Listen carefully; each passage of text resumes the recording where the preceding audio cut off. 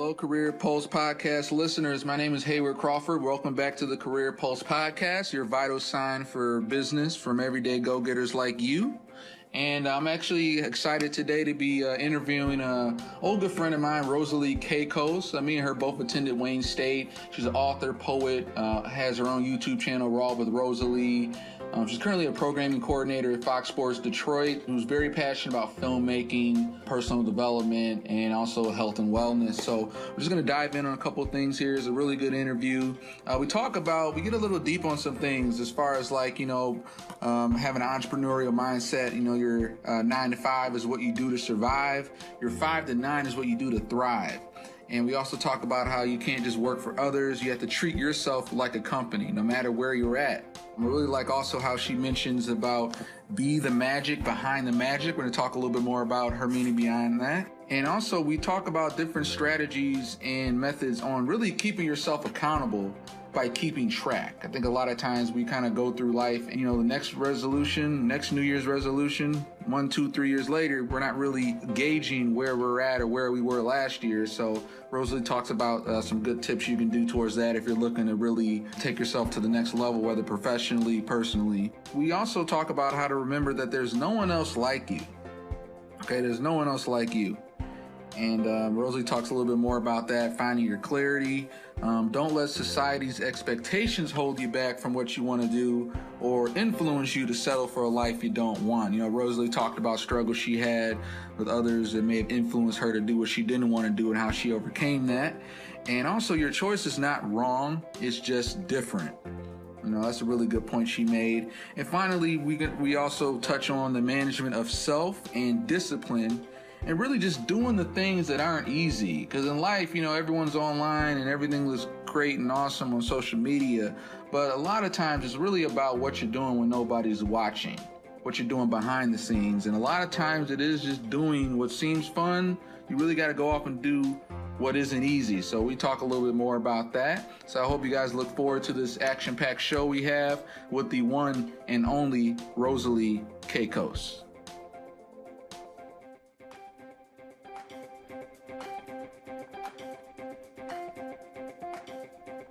Hello, everybody. Welcome back to the Career Pulse Podcast. I'm your host, Hayward Crawford.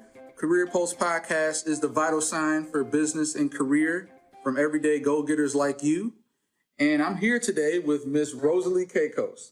And she is an author and poet and host of Raw with Rosalie, a YouTube channel focused on health, personal development, and the arts. She has a passion for filmmaking and people, as well as enriching the heart, mind, body, and spirit. Rosalie's thirst for television and film production prompted her to major in media art and studies at Wayne State University.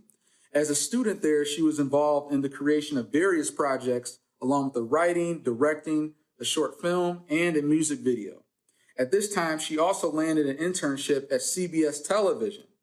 After receiving her bachelor's degree, she began her career in sports television as the programming coordinator at Fox Sports Detroit, and continues to grow in her role there. Rosalie will actually be releasing her first poetry collection in July of this year, 2016. Rosalie, how are you today? I am doing wonderful. Wonderfully. Thank you for having me today. Yeah, it's been a while. It's been a long time. It has been, yeah.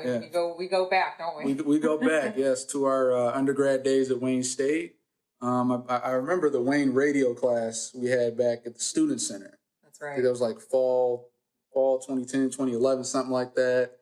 Student Center is beautiful now. Have you had a chance to go by and see it? I have not had a chance, but I know Midtown has definitely gotten a facelift. Oh, yeah. It never stays the same for long. Yeah. But I remember we had that class and a couple other media classes because we were in the same major. That's right. That's how we crossed paths. Media art and studies, Yep.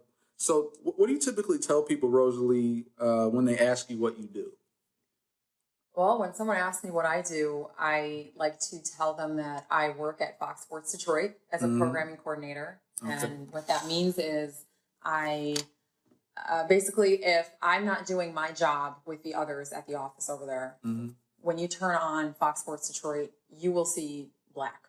You won't see, there will be nothing on there. Right.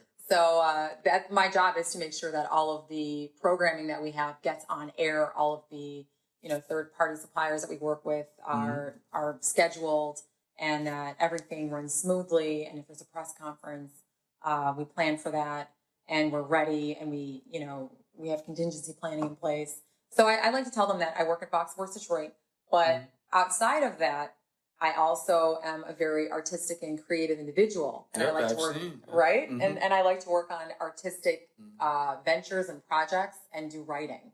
So I'm an artist, and I also have my day job, which is sports television. And as all artists have to have their day job, but at the same time, you work enough the day job, then you have once again your outlet, your creative outlet. I can definitely resonate with that. Now, can you tell us, Rosalie, about your beginnings, where you grew up, and what were you like as a kid, and did you know you were going to be an artist early on? Or?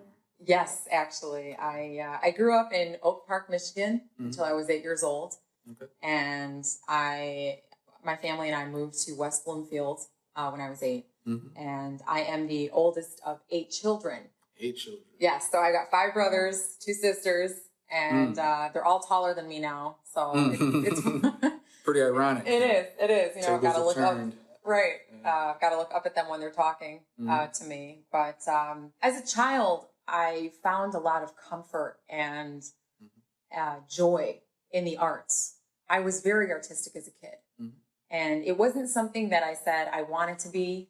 It was that I knew that I already was. Okay. And I think that, everybody's got that in them where they've got a talent or a special gift that they know from a very early age is theirs, and they run with it. So I did a lot of that as a kid. I did a lot of writing. As soon as I learned how to write, I started to write stories. I started to sort of note take, kind of like I'd sit outside and observe and write down what I saw happening. A bird flew over a tree, someone threw a ball. I do things like that. Oh, okay. And did you ever take those little notes and did they become a story that you conjured up from it? Or they would. I would turn those into stories, and just the very the mechanical act of writing, taking a pen to paper, was something I found very enjoyable. And I, write stories like the Super Birds. With my brother, I'd kind of have a co-author. I did a lot of coloring, a lot of drawing, singing, dancing, just the arts in general is where I found my joy and found my peace. All right. Yep. So there it is. And what would you say? What does the day in the life of Rosalie look like from the time you wake up? You can give us details about, do you have a morning routine or day-to-day activities all the way to end of the day? What's a typical day like for you? Well, a typical day for me, Hayward, during the week, it's kind of the same. And I guess that's where routines come into play. You go to work, you got your 9 to 5, and then after work, you do what you need to do. So I'd like to give you more of a day-to-day, maybe on the weekend, like a Saturday. Okay. When I've got more time, more freedom to do what I want to do. Before I get into that, have you ever heard of the quote? I'm not sure who said it, but your 9 to 5 is what you do to survive. And then your 5 to 9 is what you do to thrive. I heard something like that. Who said that? Yeah, honestly, I'm not sure, but it's a good quote. Yeah, we got to look that up, right? We got to find out. Got to write that down real quick. But after hearing that, it really did change my life because you can't just work for others. Of course, we're thankful and grateful for our jobs, but we do have our own passions and our own gifts and goals that we want to pursue and make reality. Exactly. So after work, like on a typical weekday, what I tend to do is, if I have any errands to run or I go to the grocery store, I do those things and I get home, make some dinner. Sometimes I go to the gym and I like to do a lot of reading, self-development books. I know you're interested in that as well. Yeah. I'm actually going to ask you your favorite book, but we'll get to that. Yeah, sure. Definitely. I think it's key in the fact that you can never stop learning. And I think sometimes most people come out of college. I think the thing is, once you leave college, you never read a book from start to finish again. Exactly. You just read the required textbook to sign to you. So, personal development is key. It is. A lot of people aren't really catching that. Right.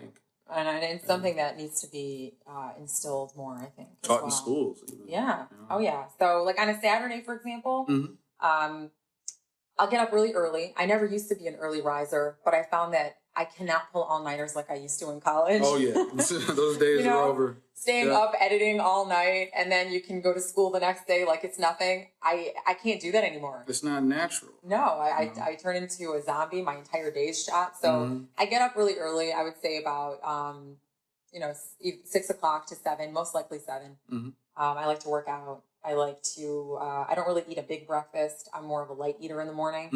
Mm-hmm. I do like to eat healthy as much as I can, but of course you've got to balance, right? Right, exactly. And and then that's when I work on YouTube content and my writing, and more on myself, more on who I am. And treat yourself like a company. That's another thing that I've heard. So I that's what I use my time. I use my time to my advantage in that way. Yeah, you want to not only treat yourself like a company, but once again, like you said, you're always learning with the personal growth side. Most people just kind of go home, that job's done, sit home and watch TV. You're grinding. You're working on that 5 to 9. Exactly. Like the quote you were saying. And that's when journaling also comes into play as well. I like to journal before I go to bed. Just how the day went, reflecting. How the day went, just being reflective. You're going to love The Miracle Morning. That book, you just don't know it yet. Yeah, and thank you for letting me know about that book, because I am going to definitely be able, it's going to be a book I'm going to read. Hal Elrod. I had a chance to meet him this past December. He had a conference in San Diego. Yeah. And he used to work at Cutco Knives. I used to sell Cutco in college. So, once again, that first exposed me to sales, but once again, the personal growth side. And then that whole thing where all these highly efficient people, what are they doing? They had these morning routines. So exactly. And you're already on it. So you're probably going to just shoot up to 200%. Yeah. Now, tell us about your experience attending Wayne State University in the media arts program. Any memories? Any sort of? Yes, many that you have shared with me, Hayward. Yes. Starting off at Wayne State University, though, I didn't really, and I'll touch upon this a little bit later too. Okay. I knew what I wanted, but I was afraid to go after it because of expectations that I felt like were placed on me at the time. Yep. So I majored in liberal arts, elementary education, English, before finally telling myself, look, either I drop out of school and go to Specs Howard, or I finish off at Wayne and I major in media arts and studies. And I remember it was the summer of 2010. And I made an appointment with an advisor. I said, look, this is what I want to do. I want to major in media arts and studies. She looked at me and she said, well, all the classes are full. You can't get in. I've been there more than once. She said, well, they're full. And really? Right. It's like, no, don't tell me no. I was too determined at the time. I was not going to take no, or the class is full, or it's canceled for an answer. I told her I don't care. And she said, okay, this is this is the choice that you're making. She gave me options, other classes that I could take, but they weren't the classes that I wanted. So what I did was, because students drop. Exactly. You go in there, you wait about a week, somebody's going to croak. Exactly. Yeah. They drop like flies. Yeah. So that was what I was betting on, that students would drop and I would take the place. Instead. Did it happen? And that's what happened for every class. Usually does. It does, right? Yeah. And that's when the fun really began, Hayward. That's when I started to really enjoy myself and enjoy what I was doing and what I was learning, because it's what I have a passion for. And that's when you and I met. And that's when we got the opportunity to work together on different projects. And you were my executive producer on a film that we created. What was the name of that film? I laugh saying it now, but I'm going to say it. It was called I'ma Eat You. I'ma Eat You. Yep, I remember. So just about homelessness, a take on homelessness in Detroit, and how, what is real and what isn't, and who's really in it, in need, and who's really in it for the greed. Yeah. So that's what it was. And I really, even from the first time you pitched it to our Professor Mark Ruiz, from our one of our 5,000 level classes, I remember everybody, it just gravitated with everyone. It was unique, had this dark comedy feel to it. It wasn't like, it's about a robber trying to save his girlfriend, and it's like it's shot in a student's white walled apartment. It had like a very gritty sort of, story to it. And I was immediately pulled to it. And we shot that in about a week or two. Yeah, we did. Yeah. And you were a very integral part of getting the film produced. So I appreciate that. Yeah, that's where I first got. I didn't really know. I'm actually focusing more on producing now, but I guess I really got my feet wet with that. Yeah. From the beginning. So that was a great project. It actually screened at the Wayne State Movie Media Festival. It did. Yeah, it did. It was the summer 2012. I remember weird little details. Yeah. And it was a great experience. It was great. And what I have to say is that I learned from that, Hayward, is I had such a clear vision of what I wanted this film to look like. You know, Detroit, we're in Detroit, beautiful architecture, the cityscape, the urban environment, that one thing that I would have done differently, there are no regrets, but I know to do this going forward, is to allow those who are creative as well, more creative freedom. I was very, I think, a little rigid, maybe a little controlling, and it came out. I was happy with the result. Right. But allowing others to freely express their creativity on a project that they're working with on, like other crews' input. Exactly. Okay. I probably could have been a little less rigid, but you know, when you've got a vision for something, it's my first time working with a crew like that. Right. It was a pretty big production, you know, for a student film. And we were shooting at the Russell Industrial Center, shooting downtown over near the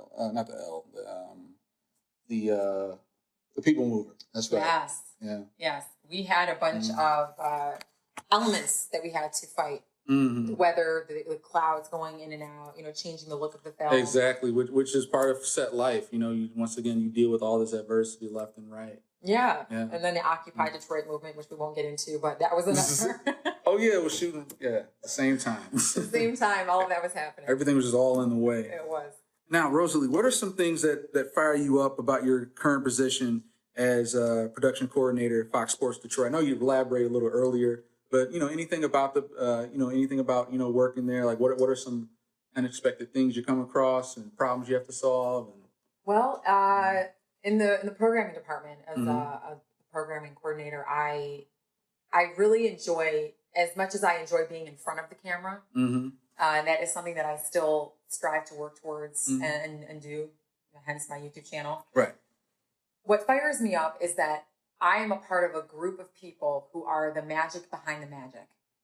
Everybody's watching the sports. Everybody's watching the entertainment. Exactly. You know, and they see all of that on TV, but that's just the surface. What goes on behind all of that is people like myself and the others who work at Fox Sports Detroit to make all of that happen.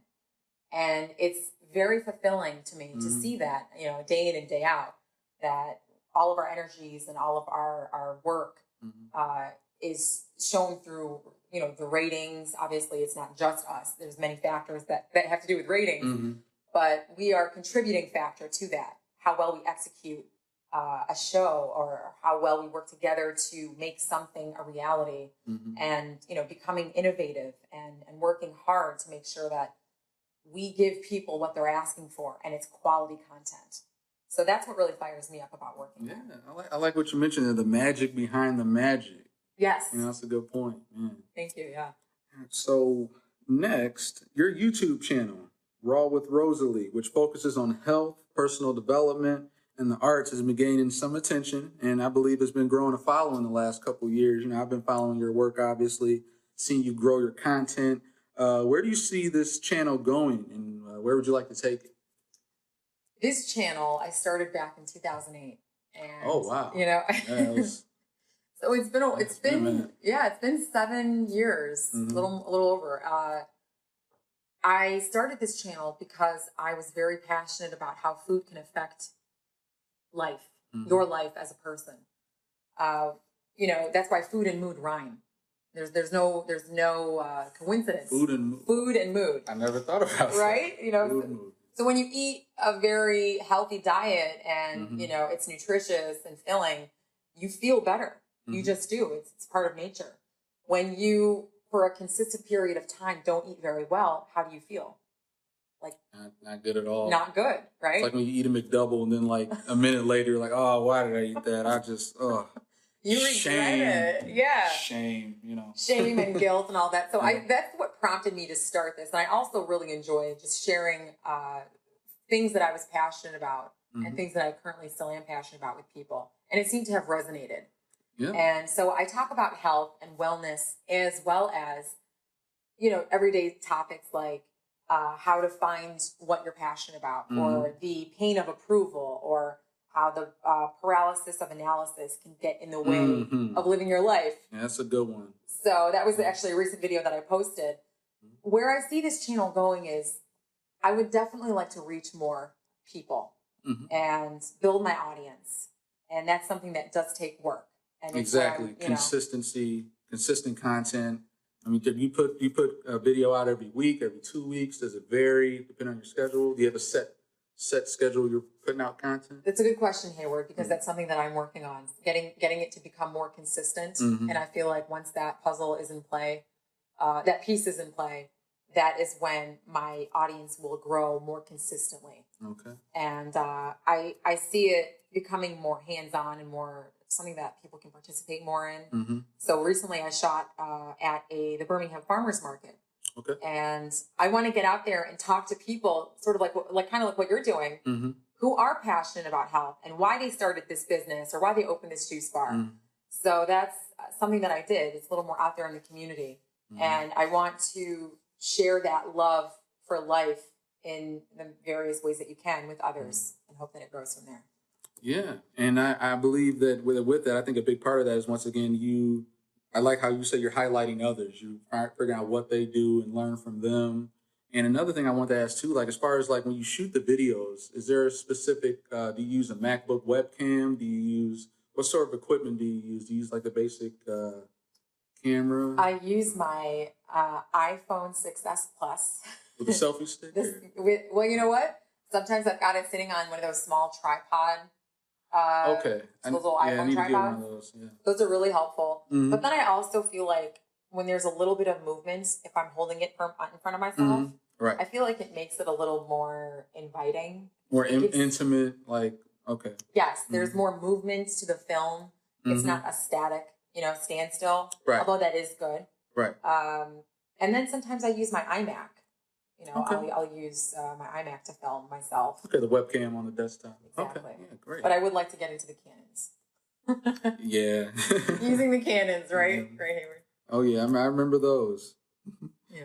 Now, tell me a little bit about some of your mentors, living or dead, qualities or characteristics you borrow from them and why. What are... Well, you might laugh when I say this, but... Albert Einstein is someone who I looked up to from a very early age. Respect, yeah. So he, while other girls had pictures of Brad Pitt or George Clooney on their wall or any other famous actor, right? I had a picture of Albert Einstein on my wall. With the one with the tongue out? You know what? No, not that one, but that would have been funny. I should have had that one. He was, he's got a pipe in his mouth. Yeah. And I think I was in middle school at the time. Okay. But I really looked up to him because not only did he have crazy hair like I did growing up. I did too. Right? I didn't know how to tame it. I didn't know how to work it. But he was, from a very early age, people doubted him. People didn't believe that he would really amount to much. Not to say that, in my own personal life, that was the case. But it was very inspiring to see someone like him go from, he's stupid, is what one teacher called him, to someone who contributed very largely to the sciences in the way that he did. And of course, who wouldn't want to be a genius? That's just great. So he's one of them. And then I would say my mother is one of my mentors, absolutely. She's taught me so much about life and about understanding. And I feel like in the same way I have taught her, and she's very open and receptive to that. It's hard, I'm sure, to be a parent. I'm not one myself yet, but I appreciate that about her. And I've had mentors at work.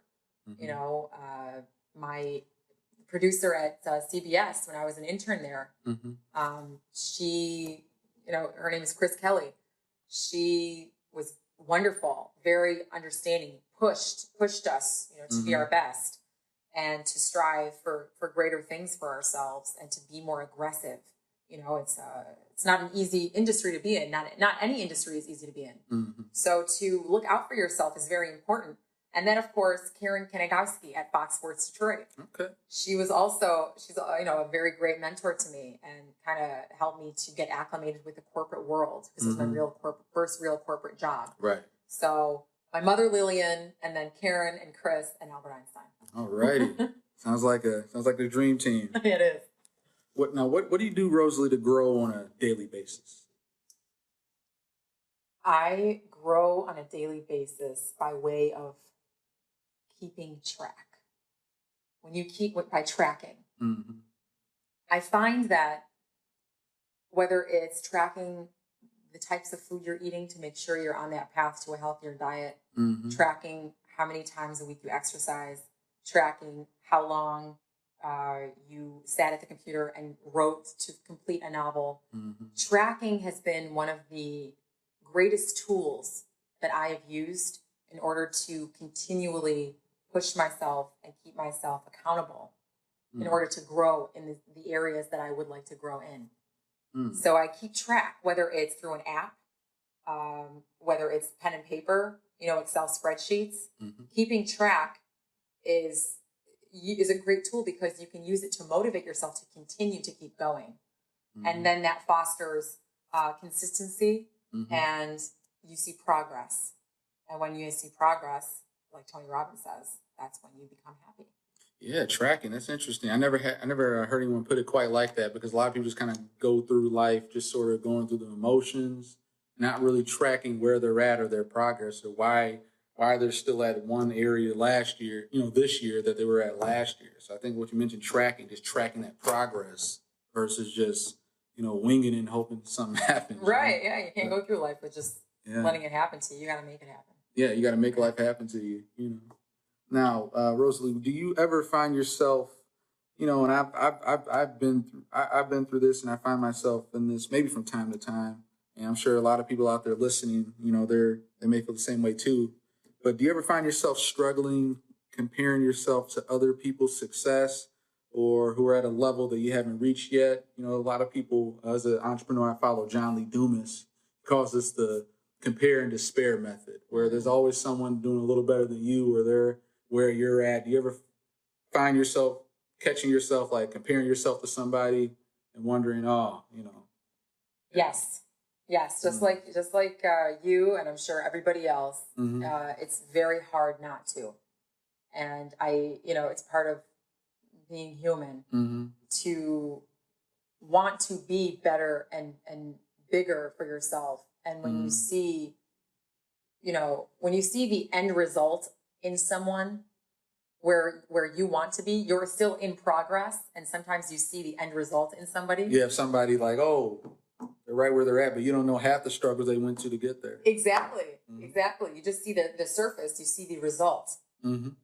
And the mind plays tricks with you. It's kind of like you forget, mm-hmm. all this suffering and heartache and hard work mm-hmm. and sacrifice went into making them who they are. And we kind of feel, and sometimes I find myself thinking to myself, okay, struggling and suffering, maybe I'm doing it wrong. Maybe that's not what's supposed to happen. Mm-hmm. But that's part of the process. You deserve the end result. You deserve to have that success. So when I find myself comparing and contrasting to this person and that mm-hmm. person, I stop myself. I immediately, it's like a self-talk method. Mm-hmm. And I say, Rosalie, there's no one else like you. There's nobody like you. Hayward, mm-hmm. there's no one else like you. There's no one else like me. Yeah. And when you interrupt that thought process, which can potentially become negative. Very quickly. Right? Very quickly. The compare and despair. Like exactly. Yeah. When it's interrupted, you bring yourself back to your reality. Mm-hmm. And then you can focus and move on from there. Mm-hmm. But let me say this too, Hayward. Okay. When this day and age, it's so much easier to the point of detriment that we can compare ourselves because of social media. Exactly. Right? Yep. Everybody's posting the highlights of their day, the highlight reel of their life. The highlight reel of their life. Yeah. And I've been guilty of this. Me too. Sometimes I'm getting better at being more vulnerable and doing maybe a hashtag life unfiltered where I'm just sitting in my PJs or something. Right. But right. Yeah, we all fall into that trap and fall into this fake this reality of seemingly perfect. Everyone's got it going on. Exactly. when they turn off the camera or put their phone down.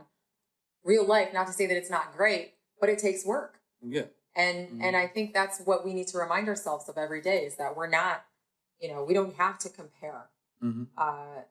Because truly there is no one like us, and no one can offer what we can offer in our own uniqueness, and go from there. Very well put. We're all unique in our own way. Now, what would you say, Rosalie, what would you say to younger or even older millennials out there? And I guess this is sort of a two-parter. Other people out there who are still trying to figure it out, trying to figure out their life purpose. What should they do with their career? What advice would you give them, at least for what you know at this point? I have been there, believe me. And I will say this: the truth is that you know exactly what you want. That's the ultimate truth. On the inside, you know exactly what it is you want. The reason we feel as if we don't, and maybe sometimes, it takes time to know what you want. And that can be true as well. But the reason why we go through this period of time where we're not sure is because we have so many outside influences kind of badgering us, telling us what we think we want, pointing us into a direction where we feel like maybe we shouldn't go, but we should, because it's what is expected of us. And so we have thoughts that maybe we think are our own thoughts, but really are the thoughts of our mom, dad, brothers, sisters. The culmination of them. Teacher, society. Exactly. So really, what is my own thought, and where do I go from here? So I would say, look back at childhood and what you did in childhood that you enjoyed, because that's a very good indicator of what it is that you will enjoy as an adult to a higher degree. And if you can turn that into a life work, even better for you and better for everybody else who benefits. So my other piece of advice is also to maybe sit in quiet. When is the last time, I do this to myself too, Hayward, that you just drove in silence? Oh, sometimes it's by accident, where my phone is messing up, or I don't know, something. I get frustrated or something, but either way, it has to be something crazy that I finally drive in silence. But sometimes it's just soothing, where I just got to think, or not even think, or just, Yeah, you let your mind wander freely. We're so used to the noise, and I'm very guilty of this. In the car, the radio, talk radio, at home, computer, the TV, your phone. We're always surrounded by noise up until the moment we sleep, and sometimes throughout the night. So what I like to do is, and the advice that I like to give is, you need to find clarity, whether that's through meditation, being still and quiet, prayer, exercise, however you find it best for you. When you're in quiet, you hear your own thoughts. They begin to come out. And when you find clarity is when you find the right path for yourself.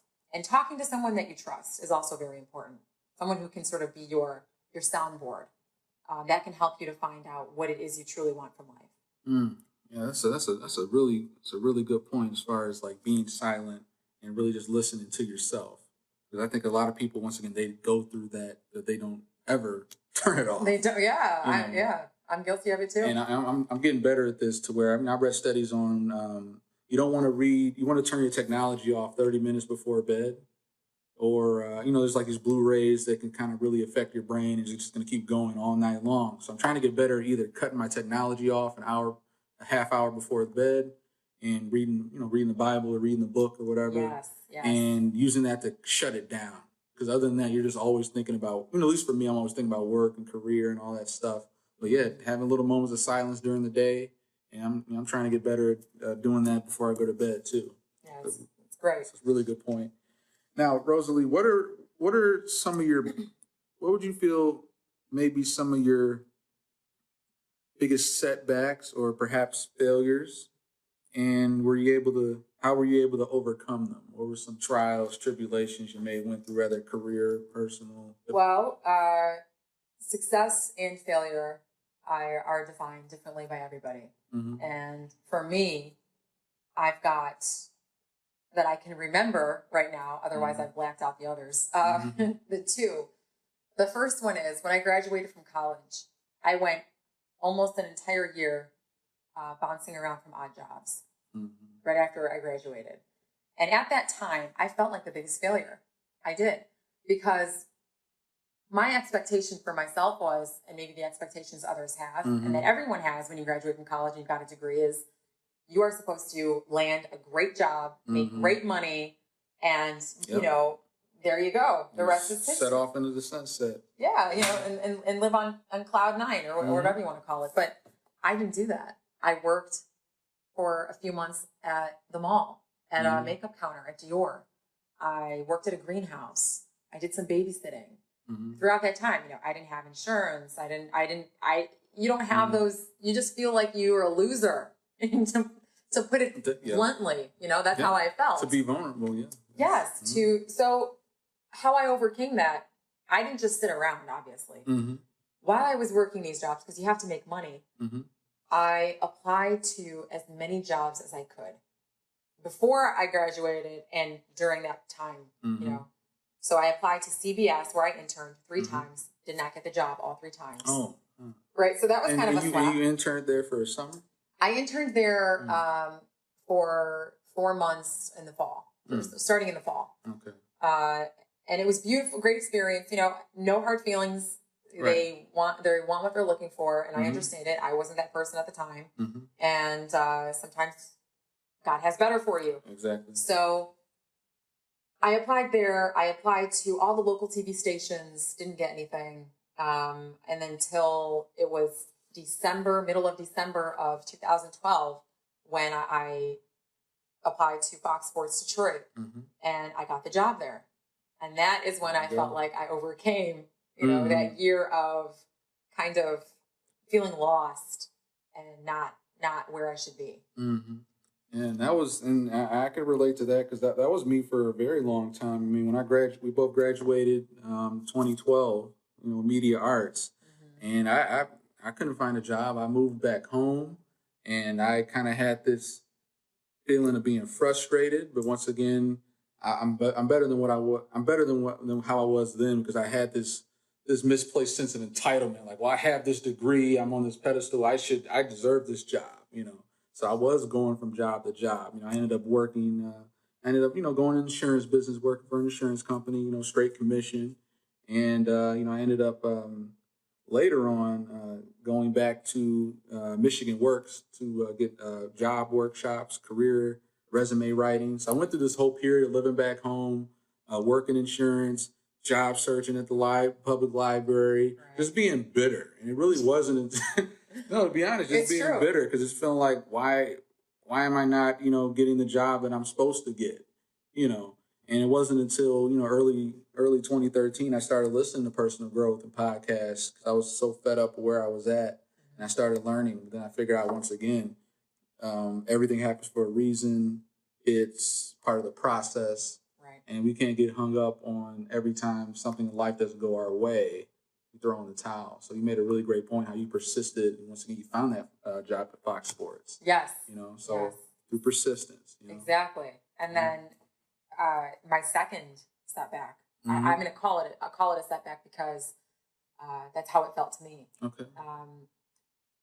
So I would say our cultural expectations. So I come from, I grew up in a culture where, you know, you're expected to be married and have kids and by a certain time.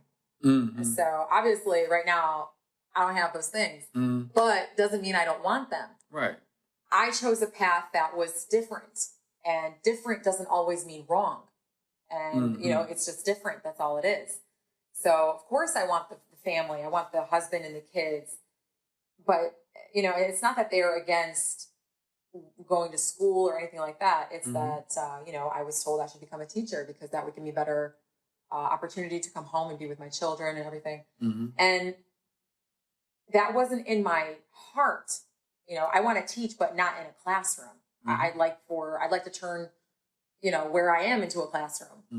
So and that goes for everybody, you can allow expectations that others have for you, whether it's cultural, societal, or otherwise, to hold you back and influence you to make decisions that you normally wouldn't, because you think that's what you should do. Yeah, because that's what everyone else is saying, and Just following the crowd. Yes, exactly. So I was very, for a little while, that did hold me back because obviously I majored three different times in majors that I was not truly passionate about until I finally said, no, I've got to do what I want to do. And it's not wrong. It's just different. Just different. Yep. We're just different, not wrong. That's a great point. Now, Rosalie, we're going to get into the fun lightning round. And I'm not going to shoot them off too fast to you. But let's get right into it. iPhone or Android? iPhone. Why? You can ask me why. Yeah. I've always had iPhones. And I'm not against Android. I'm used to the iPhone operating system. Okay. And the apps, and maybe if I had the opportunity to have an Android, I'm sure I'd give it a shot and I would like it too. But iPhone is what I'm used to. Yeah, not everybody's cup of tea. The Android. It's all good. Okay. Favorite book? The Greatest Salesman in the World by Og Mandino. And this book is it's not very. It's not spoken about very often. I don't hear it. I'm gonna write it down real quick. Yeah, you should. It's a great book in that there is a storyline to it. There is a plot. But at the end, there are these, I'm going to put in quotes, scrolls that the main character finds. And I believe there are 10 or 12. Each one is like a huge positive affirmation that you read every day, 3 times a day for 30 days. So one is about, one is like, I take action. So you condition yourself to become a person who is action oriented. And next one can be, I am an early riser, because early risers get more done. Exactly. It's proven that they do. Another one is, I am enough, about self-worth. When you know you are enough and you deserve what you want, you tend to act in favor of those things. So this book is it's a great life-changing book. Yeah, very, very, very for the mindset. Because it starts with mindset. What was the author's name again? Og, O-G. O-G? Mandino. Mandino. Og Mandino? Yep. Oh, okay. When did that come out? Oh, wow. Years I think ago? that was in the 70s, if I'm not mistaken. Okay, yeah. Okay. Now, Rosalie, what is, continue the fun lightning round. This is kind of random. That's okay. What is a random item you have sitting at home that you should have thrown out a long time ago, but you still have it anyway? I have my iMac box under my bed from 2011 that I should throw out, I think, at some point. So. Yeah, but it's like Apple products. So even the boxes are just so nice and beautiful. Right. It's so sleek. You think to yourself you might use it for something, but yeah, I still have that box. I should get rid of it. Okay. Favorite recipe? If you cook? Food? Oh, I cook. I do. And my family cooks, and it's just, there's so much to choose from. But I really enjoy mashed potatoes and like grilled chicken and vegetables. But I really like a pasta dish with pesto sauce. I love the sauces. I know it's not good for you to eat all the time, but I'm really big on sauces and pastas and like grilled chicken and some mozzarella cheese over the top. Oh yeah, I'm visualizing everything. Right, and breads and pizza. So yeah, I'm not discriminatory against foods at all. I'm willing to try it at least once. Okay, I might take a cooking class with you. Now, what is your favorite, film genre, or just a film, or it doesn't have to be just closed off to just a genre, but what type of films do you like? I love the inspirational life lesson dramatic films. I'm very into the drama. I love a film that leaves you with a different way of thinking. A different way you can approach a situation in your own life. Those types of films that really reach in and resonate with you. And I think also we watch films that we look for those things in films that we watch. Exactly. So that's how they're found. And of course I love the comedy. You gotta love the comedy. Yeah, you gotta have that in there a little. Absolutely. Sit down and enjoy life.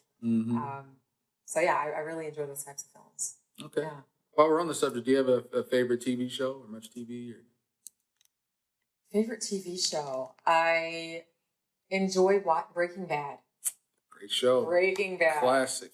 Yes. Yeah. And I hope they bring it back some way, somehow. Well, but we'll see. well, they have the Better Call Saul spin. Better Call Saul. There we go. I watched part of the first season, you know, so I'm still warming up to it. But I mean, yeah, Breaking Bad was a classic. There's nothing else to say about it. There really isn't. Beautifully, brilliantly written. Near perfect show. Oh yeah. Now, do you have a favorite poem or poet? Since I know you do poetry, and you know, give us a little bit of insight on that. Sure. There are so many to choose from. Mm-hmm. I, of course, have to say I love the work of Shakespeare, and I really enjoy Henry David Thoreau's work as well. I say to myself, you know, if I ever got a tattoo, I don't have any, but if I ever got one, it would be by Henry David Thoreau, and he says, if you have spoken words that have never been heard, or written words that have never been read, you have done rare things. And that's by Henry David Thoreau. Repeat that again. If you have spoken words that have never been heard, or written words that have never been read, you have done rare things. Wow. Isn't that powerful? It's kind of it's like a call to action. It is. It's like move, you know, it really is a call to action, just like you said. So I really enjoy their works. And of course, there's a plethora of them. Henry David Thoreau, is his name spelled like the word thorough?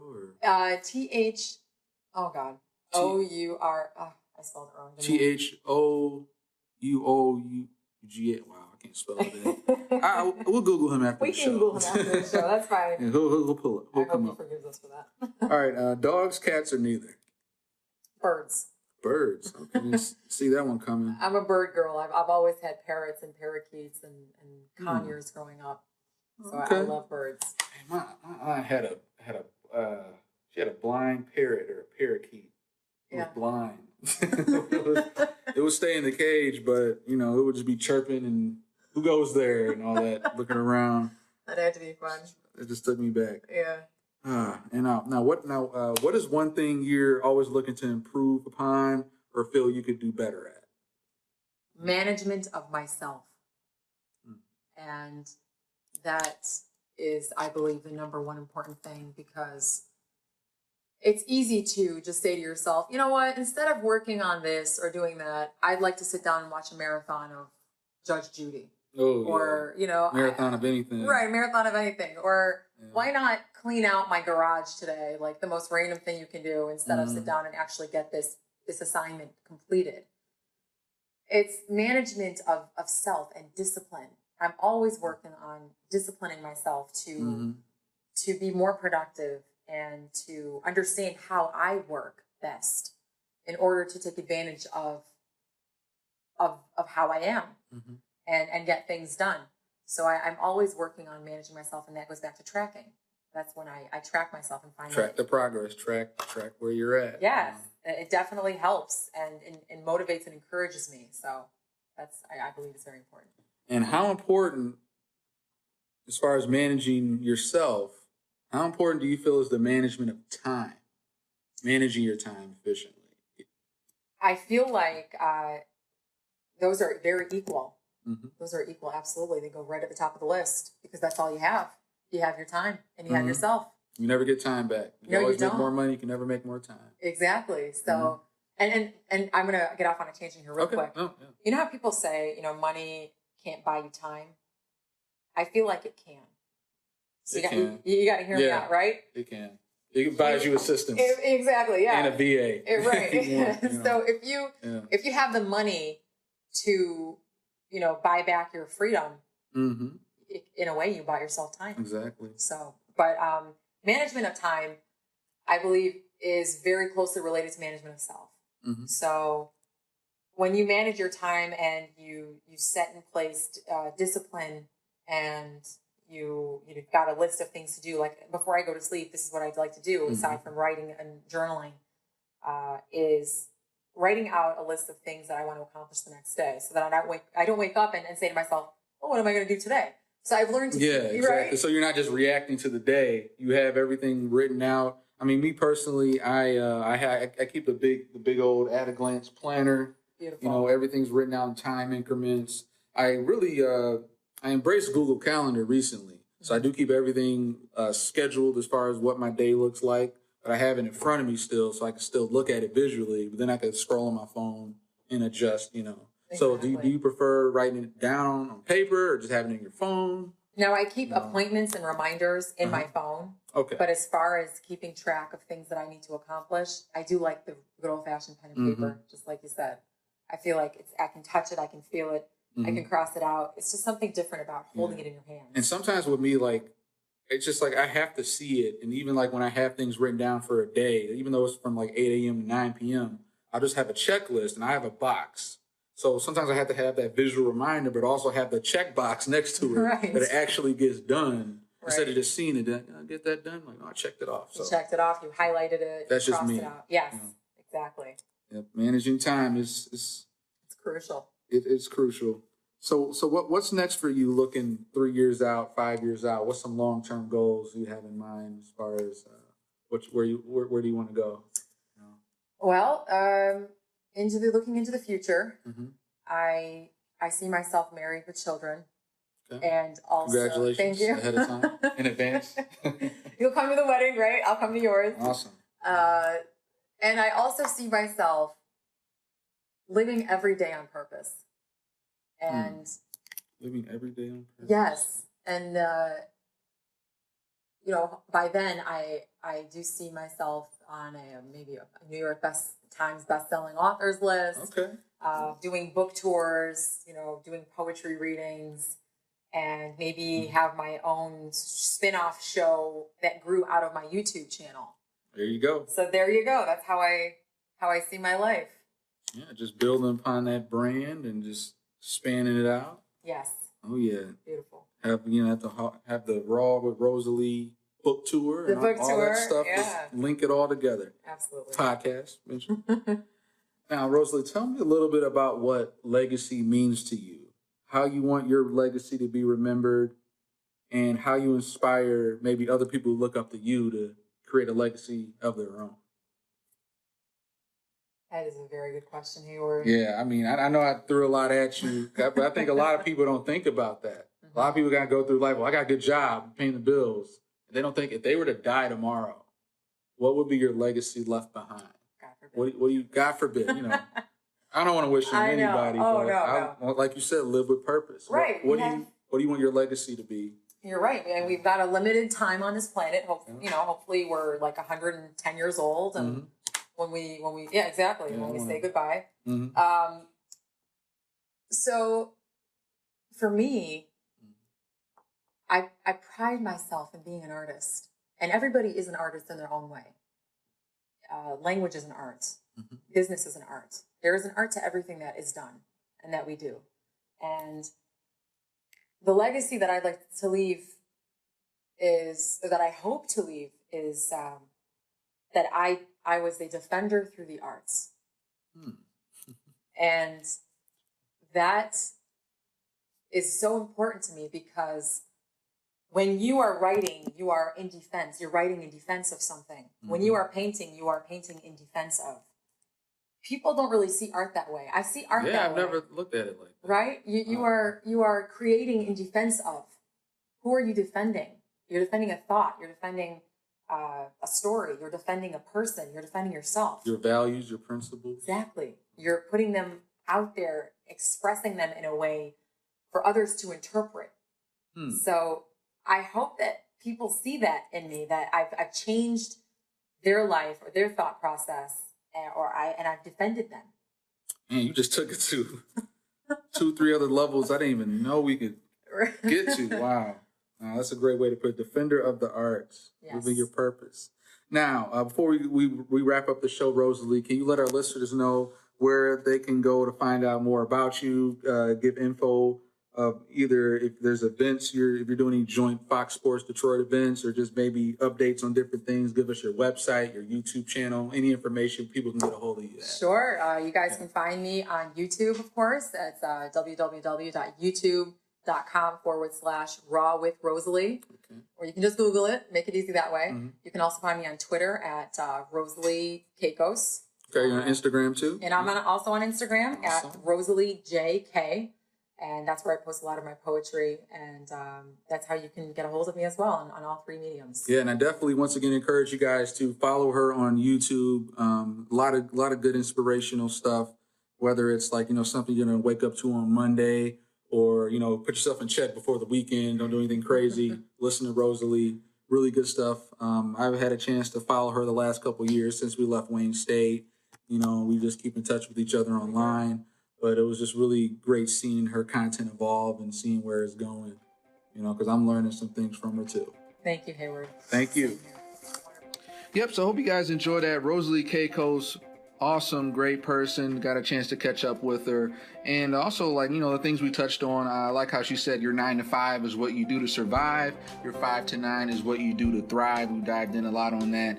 You just can't work for others. You really have to treat yourself like a company, be the brand. And also, I like her quote, be the magic behind the magic, and talking about her work over at Fox Sports Detroit. How you can really, be the behind the scenes person that makes, the real magic happen. Keeping yourself accountable by keeping track, and it's a great tool to motivate yourself to keep going. And also, like how she mentioned, remember that there's no one else like you. Okay, you gotta probably repeat that a couple more times, because a lot of times we don't think about it. There's no one else like you, and on the inside, you can truly know exactly what you want if you really look inside. And finding your clarity. Don't let society's expectations hold you back. Like she mentioned, for years she was toggling between majors and where she wanted to go, and you just can't let people influence you and settle toward doing something you don't want to do. And also, a big takeaway I like from Rosalie, how she mentioned your choice is not wrong, it's just different. Your choice is not wrong, it's just different. And finally, how she was mentioning just really the importance, the crucialness, guys, to take away anything for you guys, is the management of self and discipline and doing the things that aren't easy. So once again, guys, thank you for listening to our third episode of the Career Pulse podcast. My name is Hayward Crawford, your host. And feel free to keep following me, even though we don't have an official Career Pulse as of yet. I'm going to just say follow me online. Feel free to look out for a Career Pulse podcast website coming soon, as well as you can follow me on Tumblr with blog updates and everything like that. So once again, thank you for tuning in for the Career Pulse podcast with Rosalie Kakos, and we'll see you next time.